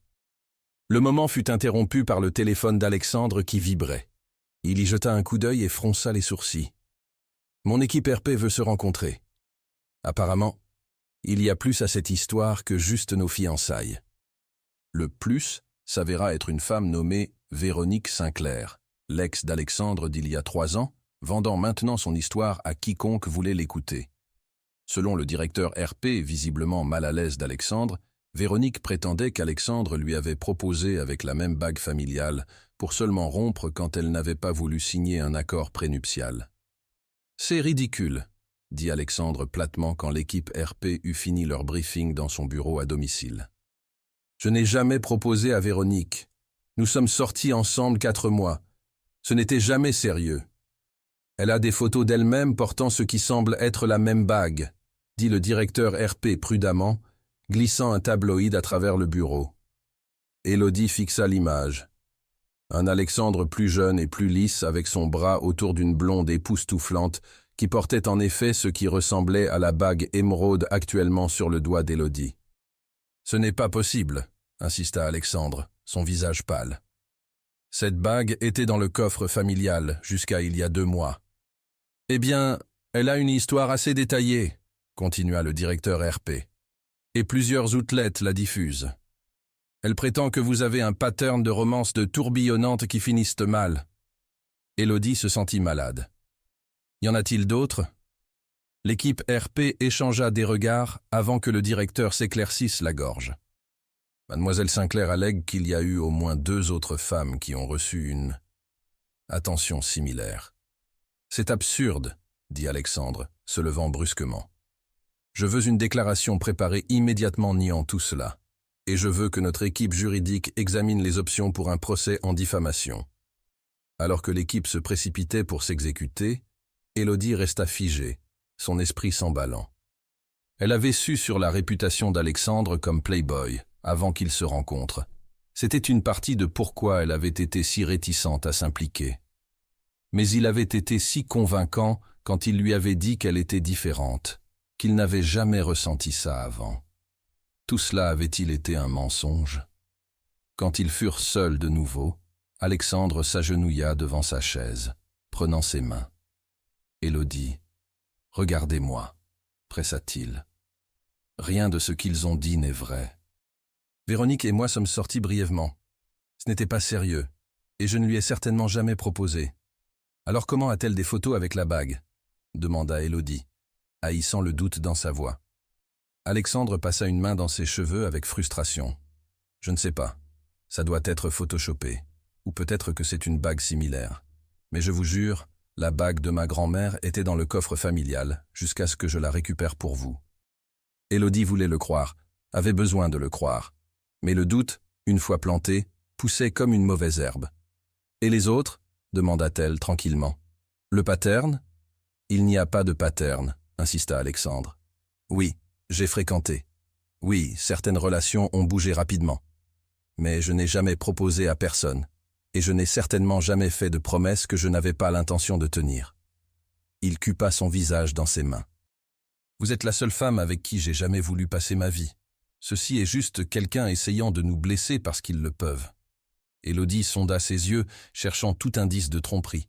Elle ne trouva que douleur et sincérité. « D'accord, » dit-elle finalement.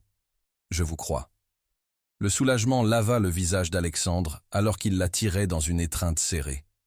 « Nous traverserons ça, je promets. » Mais alors que la journée avançait, plus d'histoires émergèrent. Plus de femmes prétendant des relations brèves et intenses avec Alexandre. Plus d'insinuations sur Élodie n'étant que la dernière dans une longue ligne. À la soirée, Read Romance était en tendance sur Twitter, et des mèmes comparant Alexandre à un collectionneur de petites amies de designers circulaient largement. Quand Camille arriva cette nuit-là, elle trouva Élodie recroquevillée sur le canapé dans la bibliothèque d'Alexandre, parcourant la couverture apparemment sans fin. « Bon, ça suffit », déclara Camille, arrachant le téléphone des mains d'Élodie et le remplaçant par un verre de vin. « Blackout Internet commence maintenant. »« C'est mauvais, Camille, » dit Élodie, prenant une gorgée reconnaissante. « Vraiment mauvais. »« C'est des déchets de tabloïds, » répliqua Camille avec dédain. « La semaine prochaine, ils passeront aux enlèvements aliens ou peu importe. »« Mais et si une partie de cela est vraie ?» chuchota Élodie. « Et si je suis juste la dernière conquête ?» Camille s'assit à côté d'elle, soudain sérieuse. « Est-ce que tu crois vraiment ça ?» Élodie hésita. « Non, » admit-elle. « Quand je suis avec Alexandre, tout se sent réel. C'est juste, quand je vois tout ça... » Elle fit un geste impuissant. « Alors arrête de regarder, » conseilla Camille. « Fais confiance à ce que tu ressens, pas à ce qu'une ex-amère dit pour avoir ses 15 minutes. » La porte de la bibliothèque s'ouvrit, et Alexandre entra, ayant l'air épuisé. Il avait passé la journée dans des appels dos à dos avec ses équipes RP et juridiques. « Désolé d'interrompre, » dit-il, hochant la tête à Camille. « Je voulais juste vous faire savoir que j'ai arrangé pour qu'une voiture vous ramène à la maison quand vous serez prête. La presse est toujours dehors. » « Merci, mais j'ai conduit moi-même, et je n'ai pas peur des vautours. répliqua Camille avec un sourire. En plus, je reste. Élodie a besoin de soutien. L'expression tendue d'Alexandre s'adoucit de gratitude. Chambre d'amis est tout à vous, et merci d'être de son côté. Je suis du côté de vous deux, corrigea Camille. Team Éloandre jusqu'au bout. Malgré tout, Élodie rit. S'il te plaît, dis-moi que ce n'est pas vraiment une chose. C'est maintenant, déclara Camille, levant son verre en toast. À Éloandre, que votre amour dure plus longtemps que votre hashtag en tendance. Plus tard cette nuit-là, alors qu'Élodie était dans les bras d'Alexandre, l'humour s'estompa, remplacé par le poids des révélations du jour. « Et si ça ne s'arrête jamais ?» demanda-t-elle doucement. L'attention, la spéculation, les mensonges. Les bras d'Alexandre se resserrèrent autour d'elle. « Ça le fera. Mais même si ça ne le fait pas, nous l'affronterons ensemble. » Élodie bougea pour le regarder. « Tu es habitué à ça. Moi non. Je dessine des logos et des sites web. Je ne navigue pas dans les tempêtes médiatiques. Tu es plus forte que tu ne le penses, dit Alexandre, brossant ses cheveux de son visage. Mais si ça devient jamais trop, dis juste le mot. Nous disparaîtrons quelque part où personne ne peut nous trouver. L'offre était tentante, fuir le cirque que leur vie était soudain devenue. Mais Élodie savait que ce n'était pas une vraie solution. « Je ne veux pas me cacher », dit-elle fermement. « Je veux construire une vie avec toi. Une vraie vie, pas quelques fantaisies isolées. » Les yeux d'Alexandre brillèrent d'émotion dans la lumière tamisée. « Ai-je mentionné dernièrement à quel point tu es remarquable ? Continue à me le dire, » murmura Élodie, se blottissant plus près. « Spécialement les jours comme aujourd'hui. » Alors qu'elle dérivait vers le sommeil, Élodie réalisa que bien qu'elle avait une fois craint de se perdre dans le monde d'Alexandre, le vrai défi serait de s'accrocher à eux-mêmes au milieu de la détermination du monde à définir leur relation selon ses termes. Le lendemain matin apporta une nouvelle complication, une que même l'équipe RP expérimentée d'Alexandre n'avait pas anticipée. « Monsieur Moreau », la voix de son assistante crépita par l'intercom. « Il y a une mademoiselle Sylvie Dubois ici pour vous voir. Elle dit qu'elle est la mère de mademoiselle Dubois. » Élodie se figea dans l'acte de réviser des maquettes de design au petit bureau qu'Alexandre avait installé pour elle dans son bureau à domicile. « Ma mère est ici ?» haleta-t-elle. « Maintenant ?» Alexandre avait l'air également surpris. « Lui avez-vous dit où nous vivons ?»« Non, j'avais l'intention de l'appeler aujourd'hui, une fois qu'on ait la déclaration de presse arrangée. » Élodie se leva, lissant ses vêtements décontractés avec conscience de soi. Elle a dû obtenir l'adresse quelque part. « Ingénieuse », commenta Alexandre avec un soupçon d'admiration. « Devrais-je la faire monter ?» Élodie hocha la tête, un nœud se formant dans son estomac. Sylvie Dubois était une force de la nature, une mère célibataire, qui avait travaillé 3 emplois pour subvenir aux besoins d'Élodie après le départ de son père. Elle était aussi farouchement protectrice et sceptique de tout homme qui montrait de l'intérêt pour sa fille. Minutes plus tard, Sylvie balaya dans le bureau, impeccablement habillée malgré l'heure matinale. Elle prit les environnements luxueux d'un coup d'œil rapide et évaluateur avant de se concentrer sur sa fille. « Alors c'est vrai, » dit-elle sans préambule. « Tu es fiancée à un homme que tu ne m'as jamais mentionné une seule fois. »« Maman, » commença Élodie maladroitement. « Voici Alexandre Moreau. Alexandre, voici ma mère, Sylvie Dubois. » Alexandre s'avança, tendant sa main. « C'est un plaisir de vous rencontrer, Madame Dubois. J'ai entendu des choses merveilleuses sur vous. » Sylvie regarda sa main froidement avant de la prendre. « Drôle, je n'ai absolument rien entendu sur vous jusqu'à ce que je voie le visage de ma fille étalé sur les sites de potins. »« Maman, » protesta Élodie. « C'est compliqué. »« Évidemment, » répliqua Sylvie sèchement. Elle se tourna vers Alexandre. « Monsieur Moreau, cela vous dérangerait-il de me donner un moment seul avec ma fille ?» À son crédit, Alexandre n'hésita pas. « Bien sûr. Je vais demander à Madame Chen de préparer du café. Faites comme chez vous, s'il vous plaît. » Une fois qu'il fut parti, fermant la porte derrière lui, Sylvie se tourna vers Élodie avec un sourcil levé. « Eh bien ? Je sais à quoi ça ressemble, » commença Élodie. Ça ressemble à ce que ma fille sensée et indépendante a perdu la tête, dit Sylvie directement. Il y a 2 mois, tu te plaignais d'être fauchée, et maintenant tu es fiancée à l'un des hommes les plus riches de Paris? Il ne s'agit pas de son argent, insista Élodie. Non? Alors pourquoi le secret? Pourquoi j'apprends ça de Barbara au salon au lieu de ma propre fille? La culpabilité lava Élodie. J'allais te le dire. Nous essayons de garder ça privé jusqu'à ce qu'on comprenne les choses. Et avez-vous compris les choses? Demanda Sylvie, sa voix s'adoucissant légèrement. Parce que de ce que j'ai lu, cet homme a tout un historique avec les femmes. Tu ne peux pas croire tout ce que tu lis, dit Élodie, faisant écho aux mots d'Alexandre du jour précédent. Non, mais je peux croire ce que je vois, répliqua Sylvie. Et ce que je vois, c'est ma fille se précipitant dans le mariage avec un homme qu'elle connaît à peine. Un homme dont le style de vie ne pourrait pas être plus différent du sien. La critique piqua d'autant plus qu'elle faisait écho aux propres doutes initiaux d'Élodie. Je l'aime, maman, et il m'aime. Sylvie soupira, son expression s'adoucissant davantage. Oh, ma chérie, je suis sûr que ça se sent comme ça maintenant. Mais l'amour construit sur une romance tourbillonnante est comme une maison construite sur du sable. La première tempête qui arrive. Ce n'est pas comme papa, dit Élodie tranquillement, comprenant la racine des préoccupations de sa mère. Alexandre ne va pas m'abandonner quand les choses deviennent difficiles. Sylvie tressaillit légèrement à la mention du père d'Élodie. Comment peux-tu en être sûr? Tu ne l'as connu que pendant les bons moments. En fait, dit Élodie avec un rire sans humeur, nous sommes actuellement au milieu d'une tempête médiatique questionnant toute notre relation. Je dirais que ce ne sont pas exactement des bons moments. Sa mère étudia son visage pendant un long moment.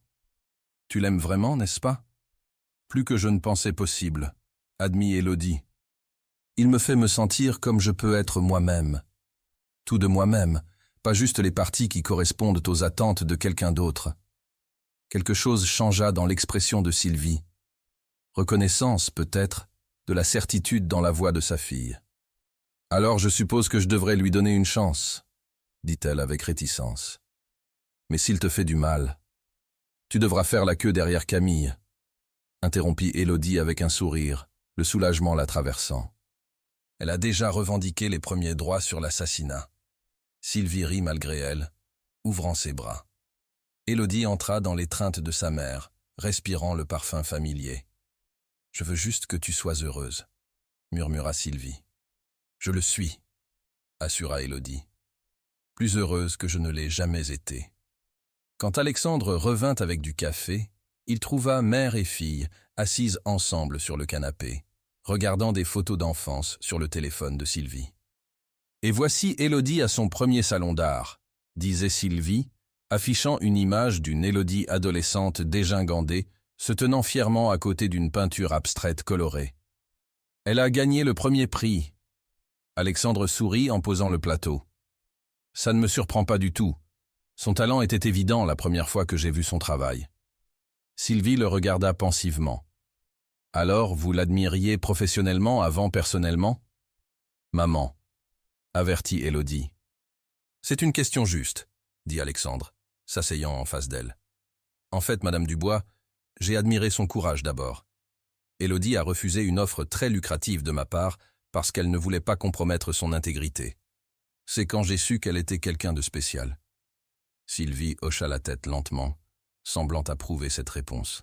« Et ces rumeurs sur vos relations précédentes ?»« Maman !» s'exclama Élodie, mortifiée. « C'est bon, » assura Alexandre, avant de se tourner vers Sylvie.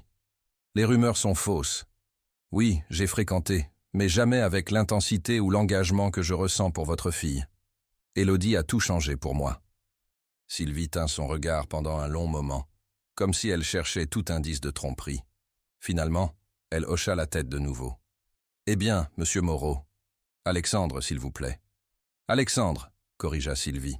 « Il semble que vous ayez réussi l'impossible, balayer ma fille prudente.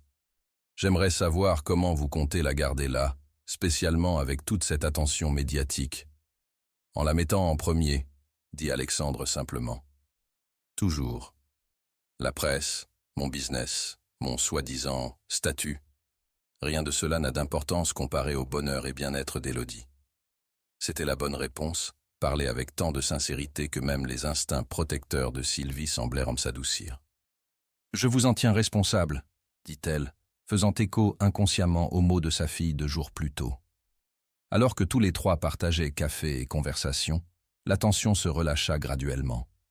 Au moment où Sylvie partit, avec l'équipe de sécurité d'Alexandre s'assurant qu'elle pouvait partir sans être harcelée par les photographes, elle avait extrait des promesses d'un dîner familial approprié et de mises à jour régulières. « Votre mère est formidable », commenta Alexandre alors qu'ils regardèrent sa voiture s'éloigner des portails. « Terrifiante, vous voulez dire », corrigea Élodie avec un sourire. « J'allais dire impressionnante », répliqua Alexandre, en roulant un bras autour de ses épaules. « Maintenant, je sais d'où vous tenez votre force. » Élodie se pencha contre lui, tirant réconfort de sa présence solide. « Pensez qu'on survivra au prochain rassemblement familial ? Avec des cicatrices de bataille, probablement, blague-t-il. Mais oui, nous survivrons à ça, tout ça. » Et dans ce moment, se tenant dans l'embrasure de la porte de ce qui devenait leur maison, avec la presse rôdant toujours au-delà des portails et les rumeurs tourbillonnant autour d'eux, Élodie le crut. Ils survivraient, pas parce que leur amour était parfait ou magique, mais parce qu'ils se choisissaient l'un l'autre, jour après jour, à travers scandales et célébrations d'eux-mêmes. Ce n'était pas le conte de fées qu'elle n'avait jamais osé rêver. C'était mieux. C'était réel.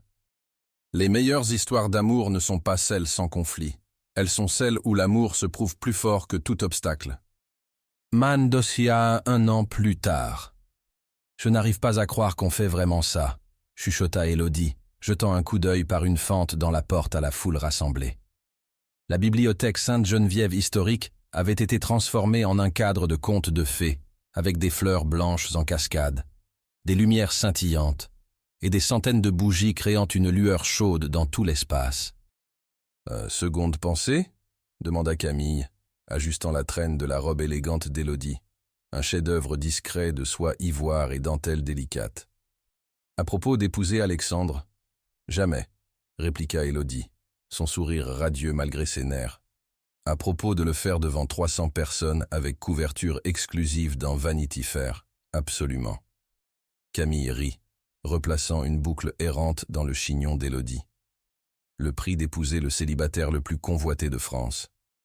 En plus, la moitié de ces gens sont tes amis et famille. L'autre moitié sont les associés d'affaires d'Alexandre et des gens que je n'ai jamais rencontrés, signala Élodie. Qui sont tous insensément jaloux que tu aies attrapé l'homme que personne ne pouvait attraper, rétorqua Camille avec un clin d'œil. En parlant de ça, comment va notre milliardaire résident ? Selon son témoin, il est prêt depuis 1 heure et a vérifié sa montre environ 500 fois, rapporta Sylvie, entrant dans la suite nuptiale avec un verre de champagne pour sa fille. Voici, pour les nerfs. Élodie accepta le verre avec gratitude. L'année passée avait été un tourbillon de hauts extrêmes et de défis challengeants. Après la frénésie médiatique initiale entourant leur fiançailles, ils avaient décidé de prendre leur temps pour planifier le mariage, permettant aux potins de mourir et donnant à leur famille une chance de vraiment apprendre à se connaître. Ça n'avait pas toujours été navigué en douceur. Les parents d'Alexandre, vieil argent parisien avec des attentes traditionnelles, avaient initialement été sceptiques du background de classe moyenne d'Élodie et de ses aspirations de carrière. Sylvie était restée protectrice, surveillant chaque mouvement d'Alexandre pour des signes qu'il pourrait blesser sa fille. Et la presse avait continué à spéculer sur leur relation, bien qu'avec une fréquence décroissante, alors que de nouveaux scandales attiraient leur attention. À travers tout cela, Élodie et Alexandre avaient grandi plus forts ensemble. Ils avaient navigué leur première vraie dispute, surtout des détails de mariage aux limites de travail, à savoir si sa gouvernante devrait aussi nettoyer le bureau à domicile d'Élodie. Élodie avait gagné celle-là. Ils avaient appris à faire des compromis, à écouter, à faire confiance que leur amour était suffisamment résilient pour résister aux désaccords. Et quelque part en chemin, Élodie avait arrêté d'attendre que l'autre chaussure tombe. Elle avait arrêté de se demander quand le conte de fées se terminerait et avait commencé à construire une vraie vie avec l'homme qu'elle aimait. Une vie avec des matins lundis banals à côté de soirées passionnées, avec des rêves partagés et des ambitions séparées, avec un avenir qui se sentait à la fois sécurisé et passionnément imprévisible. « C'est l'heure », annonça la coordinatrice de mariage, apparaissant dans l'embrasure de la porte. « Tout le monde est en place. » Sylvie serra la main d'Élodie. « Prête, ma chérie ?» Élodie prit une profonde respiration, tendant son flûte de champagne à Camille.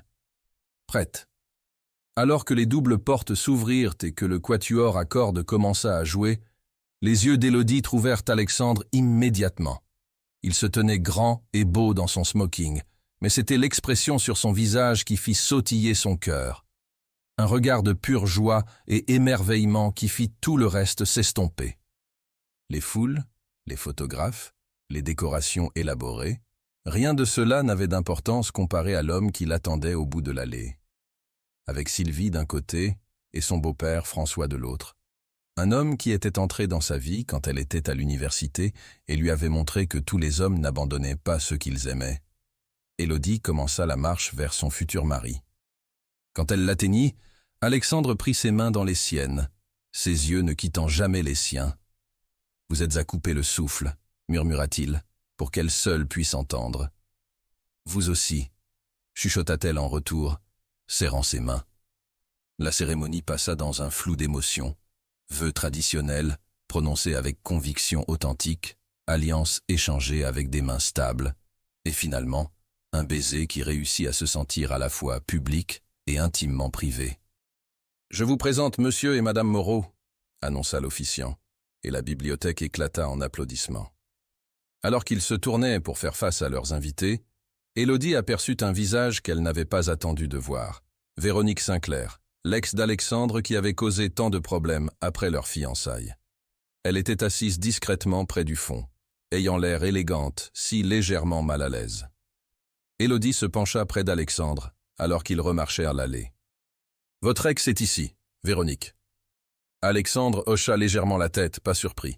« Je l'ai invité, nous en parlerons plus tard. » La réception fut un flou de félicitations, de danses et de toasts au champagne. Ce ne fut qu'au tard dans la soirée qu'Élodie trouva un moment pour tirer Alexandre à l'écart. « D'accord, crash », dit-elle, le menant sur un balcon silencieux surplombant la cour de la bibliothèque. Pourquoi Véronique est-elle ici? Alexandre soupira, desserrant son nœud papillon. « Parce que je voulais fermer ce chapitre proprement. Après tout le dommage qu'elle a essayé de causer, je voulais qu'elle voie que ça n'avait pas marché, que nous sommes plus forts que toute tentative de nous séparer. C'est soit incroyablement mature, soit légèrement mesquin, observa Élodie avec un sourire. Je ne suis pas sûr duquel. Peut-être un peu des deux, admit Alexandre. Mais il y a plus. Elle a tendu la main il y a quelques mois pour s'excuser. Toute l'histoire est sortie. Elle a été payée par une compagnie tech rivale pour me discréditer autour du temps de nos négociations de fusion. Les photos de bagues étaient falsifiées. Les yeux d'Élodie s'élargirent. Pourquoi ne me l'avez-vous pas dit? J'allais le faire, dit Alexandre prenant ses mains. Mais alors vous avez dit quelque chose qui m'a fait réaliser que ça n'avait plus d'importance. Vous avez dit que vous me faisiez complètement confiance, et je ne voulais pas rouvrir de vieilles blessures. Élodie considéra ceci, regardant les lumières de fée scintiller dans la cour en dessous. Je ne suis pas sûr si je devrais être en colère que vous m'ayez caché ça ou touché que vous vouliez me protéger. Que diriez-vous si on partage la différence? Suggéra Alexandre, l'attirant près. Vous pouvez être légèrement irritée, mais ultimement compréhensive. Elle rit, reposant sa tête contre sa poitrine. Marchez. Mais plus de secrets, d'accord? Même ceux bien intentionnés. Plus de secrets, promit-il, pressant un baiser sur son front. Sauf pour vos cadeaux d'anniversaire. Et les surprises d'anniversaire. Et... Je comprends le point, interrompit Élodie, lui souriant. En parlant de surprise, j'en ai une pour vous. Alexandre haussa un sourcil. Le jour de notre mariage? Vous m'avez déjà donné tout ce que je pouvais vouloir. Pas tout à fait tout, dit Élodie doucement, prenant sa main et la plaçant délicatement sur son ventre. Il y a quelqu'un d'autre qui aimerait rejoindre cette famille. Dans environ 7 mois. Alexandre la fixa. Le choc cédant place à l'émerveillement. Vous êtes... Nous attendons un bébé ?» Élodie hocha la tête, les larmes de joie remplissant ses yeux. « Je l'ai découvert la semaine dernière.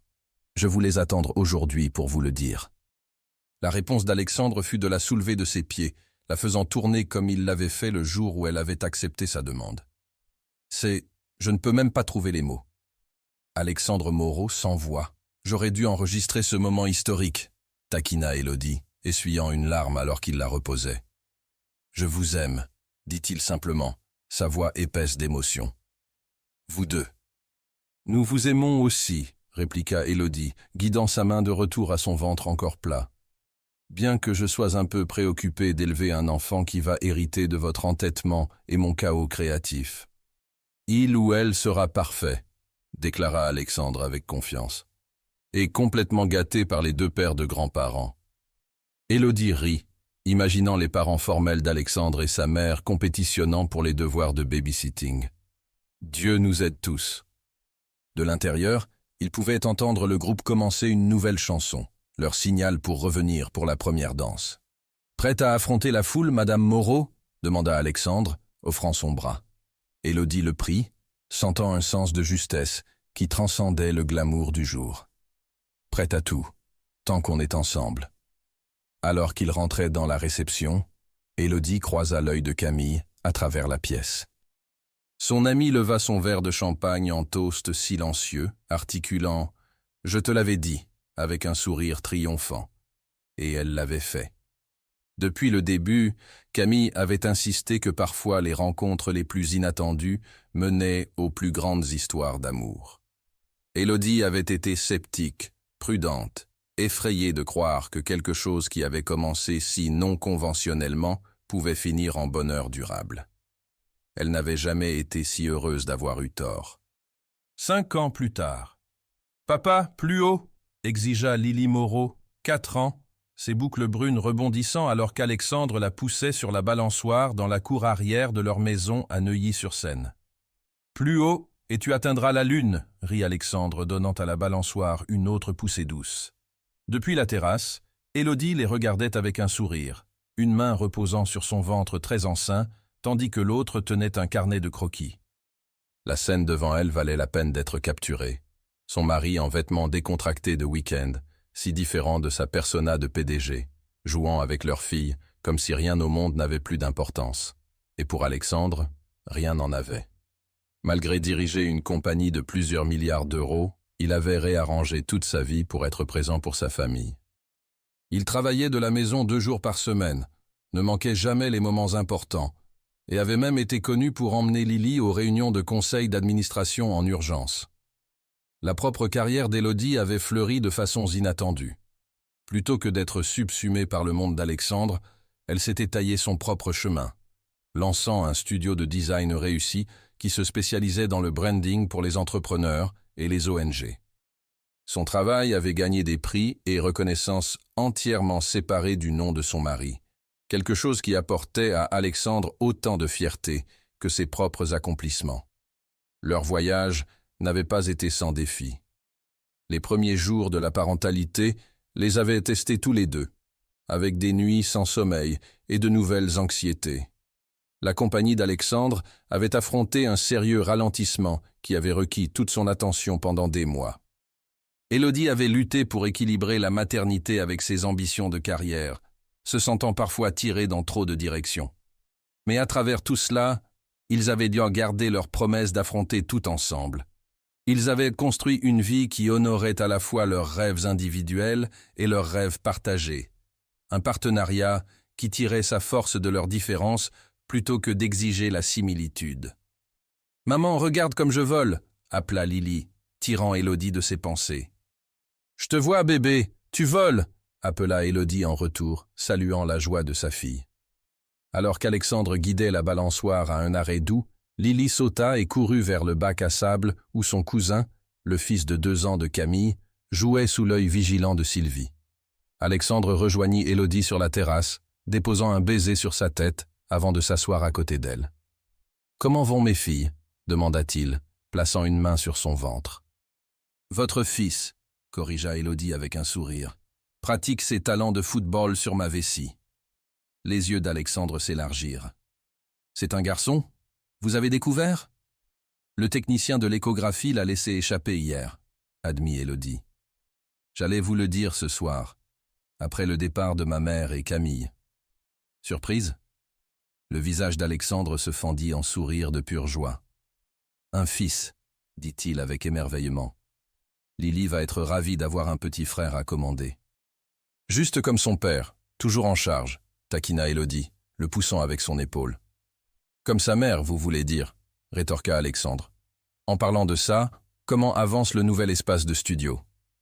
Élodie s'illumina, retournant son carnet de croquis pour lui montrer les designs d'aménagement. « Nous emménageons le mois prochain, juste après le début de mon congé maternité. Timing parfait pour tout installer avant l'arrivée de ce petit gars. » Alexandre étudia les designs avec un intérêt authentique, posant des questions et offrant des suggestions. C'était cela, son soutien inébranlable de ses rêves, son partenariat au sens le plus vrai, qui étonnait encore Élodie après toutes ces années. « Quoi ?» demanda Alexandre, remarquant son expression pensive. « Je pensais juste à comment nous nous sommes rencontrés, » répliqua Élodie. « Cet arrangement ridicule, la chambre d'hôtel, comme j'étais scandalisé par votre proposition. »« Mon heure la plus fine, » dit Alexandre avec solennité feinte. « Rien ne dit vrai amour comme propositionner une femme à travers sa meilleure amie. » Ils rirent tous les deux, le souvenir maintenant source d'amusement plutôt que d'embarras. « Le changeriez-vous » demanda Alexandre plus sérieusement. « Si vous pouviez retourner et nous rencontrer d'une autre façon ?» Élodie considéra ceci, regardant Lily montrer à son cousin comment construire un château de sable, son petit visage sérieux de concentration. « Pas un seul moment, » dit-elle finalement. « Même les parties difficiles. Elles nous ont tous menés ici. » Alexandre prit sa main, entrelacement leurs doigts. « Et je savais que vous étiez spécial au moment où vous êtes entré dans cette chambre d'hôtel et m'avez regardé comme si j'étais complètement fou. » « Vous étiez complètement fou, » lui rappela Élodie. « Offrir à une étrangère de l'argent pour dîner avec vous. Meilleure décision d'affaires que j'ai jamais prise, » dit Alexandre avec un sourire. Le retour sur investissement a été extraordinaire. Élodie roula les yeux, mais ne put supprimer son sourire.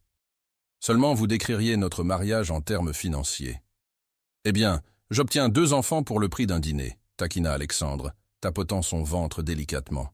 « C'est ce que j'appelle des intérêts composés. »« Vous êtes impossible, » déclara Élodie, se penchant pour l'embrasser malgré son exaspération feinte. « Et pourtant vous m'aimez quand même, » murmura Alexandre contre ses lèvres.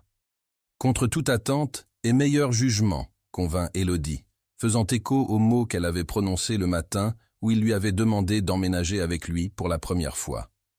Complètement et sans réserve. Alors que la lumière du soleil de l'après-midi baignait leur famille dans une lueur dorée, Élodie réfléchit sur le voyage qui les avait amenés à ce moment. D'une proposition immorale à une histoire d'amour digne des âges, leur chemin avait été non conventionnel, inattendu et entièrement le leur. Ce n'était pas le conte de fées qu'elle avait été trop pratique pour rêver comme jeune femme. C'était mieux, désordonné et réel, et construit sur des choix faits, jour après jour, de s'aimer à travers tout ce que la vie leur lançait. Et alors qu'Alexandre l'aidait à se lever et qu'ils marchaient, main dans la main pour rejoindre leur fille dans le bac à sable, Élodie savait avec certitude absolue que leur plus grand chapitre était encore à venir. Fin.